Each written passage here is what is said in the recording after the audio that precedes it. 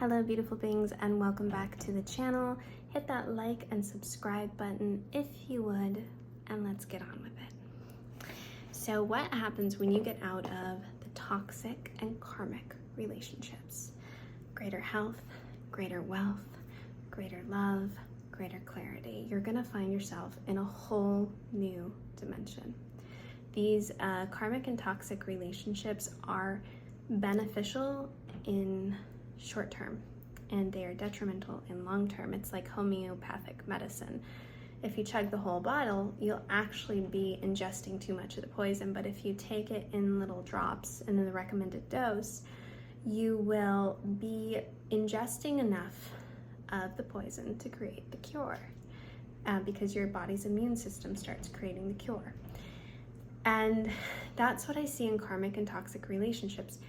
They become detrimental when we spend too much time in them, right? Too big of a dose is not good, but they actually elevate us and bring consciousness and awareness and trigger us. They reveal things within us so that we can heal if we're in them for a short time.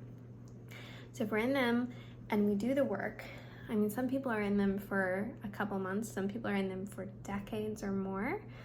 But if you've done your work, EFT, if you've done hypnotherapy, EMDR, if you've done journaling, energy healing, if you've, pulled cards or learned tarot, and you've cultivated tools for yourself to bring consciousness, to shine the light of your awareness on the situation, if you've been able to look at yourself within the dynamic between you and this karmic person, and you've been able to see things clearly, take ownership for your part in the problems, and also acknowledge that your wants and needs aren't being fulfilled and choose better for yourself, then you're just gonna catapult.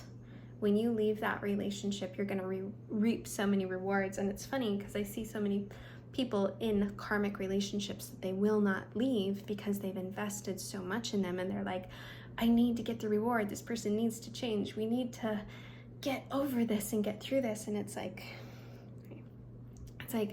you're actually going to reap the rewards when you get out of it, because the energy will be clear and you'll be able to find yourself again. So how do you know if you're in a karmic or toxic relationship? I've got 3 questions for you, and if you write these down and take the time to answer them, you're pretty much gonna know. So how did you meet? And I don't mean where did you meet. I mean, what energetic space were you in when you met this person? Were you happy, high flying, successful, moving forward? Were you sitting in the sludge? Were you depressed? Were you heartbroken? Were you lost? Where were you energetically when you met this person? Write that down. If you were at a low place energetically and you met them, they're probably a karmic tie. It's a karmic relationship. Overall, when you look at your relationship with this person, would you say it's been love or pain? Love or pain? If you had to say, which way did the scales tip when you look at it? Is it more love or more pain? If it's more pain, karmic. This is a big one. How do you feel about yourself in this relationship? So, did you love yourself more in another relationship or when you were on your own? Or do you love yourself more now in this one? Truly, like in love with yourself. If you don't feel good about yourself in this relationship, if it does not bring out the best in you, and a matter of fact, it brings out the worst in you a long time, karmic relationship. So you got those criteria. If you answered, if 2 of those leaned in the karmic direction, then this video is for you. So here's the thing I'm most excited to share, because my guides gave me this today while I was talking to my girlfriend. A lot of times we get into karmic relationships because we're hiding from our own pain. So here's you, here's the other person. You're lonely, you're sad, you've got beliefs about yourself like, I'm not good enough, and I'm gonna be lonely. and you find this person, they give you attention, they fill that void, and your pain gets to hide out underneath that relationship. You with me? So you're in this karmic relationship where you're trying to hide and nestle and bury that pain through just having someone there. And then you start to unconsciously believe that if you just stay in here, you're going to stay safe from that pain, and you're not going to have to feel that pain again. But what happens when you leave the karmic relationship is you have to then face that pain. There's really, really good news here, though. Really good. You are not who you were when you first felt that pain, and so the experience with that pain is going to be different. It's kind of like when you're a little kid and you ride a ride at the fairgrounds and you just remember, oh my God, it was so scary. And you go back as an adult and you're like, I'm gonna ride the scary ride. And you're sitting there like, this is it, huh? We grow exponentially, especially if we're doing the healing work and that deep inner work. We grow so much that these things we've been running from for so long are actually small and transmutable and sometimes super easy. And even if they're not super easy, they're completely doable. You can transmute that low self-worth. Book in with me. We'll do a session. We'll clear that. We'll go in and see where it came from. We'll reframe it, and we'll download a new belief about yourself. You don't have to run from this anymore. And most people don't know that they're running, but that is a big part of the pain in separating. Because you start to separate, and that part of you that's hidden that pain for so long starts to freak out and say, oh, I don't want to leave, I'm sad, and it's really afraid of dealing with that pain. But you can deal with whatever you were hiding out from in that relationship, because you are more than you were, and you've always been capable. Okay, I didn't even get to the great exciting part. You aren't actually hiding out from anything. You're not actually saving yourself from anything. You might think you're hiding out from something, but you're not. You're actually putting yourself in a worse position, because when we're in toxic karmic relationships longer than we should be, we fall out of love with ourselves, or at the very least, we hate ourselves. I don't care how much self-love work you've done. It's going to be a constant fight to love yourself and be in that energy of self-love and be the love that you are if you're going head to head with someone all the time, having to fight to have your needs met, going through trauma with them, not being treated right, not getting the love you need, especially for women, because women are magnifiers. If a man gives us love and care, we bubble over and we magnify that love and care into his life.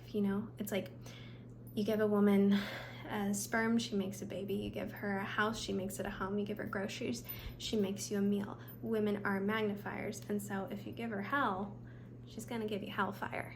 And that's I can speak for women. I think I can speak for myself as a woman anyway.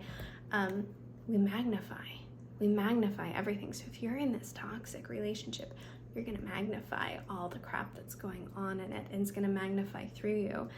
And you're going to start not liking yourself, because you're having to show up angrier than you want to be. You're having to show up with more boundaries, or maybe sadder, or more desperate, or more rigid, or more shut down, or just confused and second guessing yourself all the time, and not feeling beautiful, and not feeling, when we're not treated with consistent love and respect, we start to question ourselves. Our inner child literally goes, why am I not getting love? Why am I being treated like this? And if we just push it down and we keep saying, well, this is how we're going to get treated because there's some good in it, so I'm going to stay here, that does a big number on our self-esteem and our relationship with our inner child, which is essentially our true essence in there. So that's the magic I wanted to share with you. You're not hiding out from pain by being in this relationship. You're actually creating a more painful experience for yourself of falling out of love with yourself or disliking yourself because of the position you're in. It's not an optimal environment for your blossoming and for your expansion. Every person needs their environment. And a lot of spiritual bypassing happens where it's just like, you know, be amazing no matter where you are. And yes, you want to have a firm foundation of self-love and self-respect, but that also comes with your actions. If you're in a relationship where you're not being respected, then you don't really have enough self-respect, because you're not walking away from that knowing your worth. So you're not actually hiding from the pain. You're creating the enormous pain of falling out of love with yourself. And I'm sure you've been in that experience where, you know, whether it's a friend or a lover or family, someone has loved you really well, even if it was for a moment, and you felt just so amazing. You feel so good about yourself, you don't even think, do I love myself? You don't even think I need to love myself, because you're in the energy of love itself. And that's what self-love is, being in the energy of love itself and allowing it to spill through you. And if you think about these karmic relationships, it's really hard to be in that space. Like, you have to fight nail and tooth. You have to go in the mirror and be like, I love you, I forgive you, you know. And then when you're in the relationships where you're surrounded those people that uplift you and you feel that automatic confidence, you're like, wow, I'm great, I can do anything, I'm talented, I'm beautiful, I matter. Like, it just kind of spills through you when your specific needs are filled. But you have to know what those are. That's another video. You know, you have to know what your needs are, and you have to honor when they're not being met. Even if, you know, you put the fish in water, right, and his needs are met. You try to put the lion in the water and they're not going to be happy about it. We all have different needs, and if you don't know your own, you don't know what animal you are, and you'll keep kind of gaslighting yourself and just saying, I should be happy, I should be okay, when really, if you're not in the environment you need, if you're not being fed what you need, you're going to develop a self-loathing, because you're already not treating yourself well. And if you continue to not treat yourself well by keeping yourself in a position that's not for your highest good, it's gonna just weigh on your self-esteem. So I think that's it. Basically, long story short, if you get out of these toxic karmic relationships, and it's not a race to get out, it's just do your work and move through it.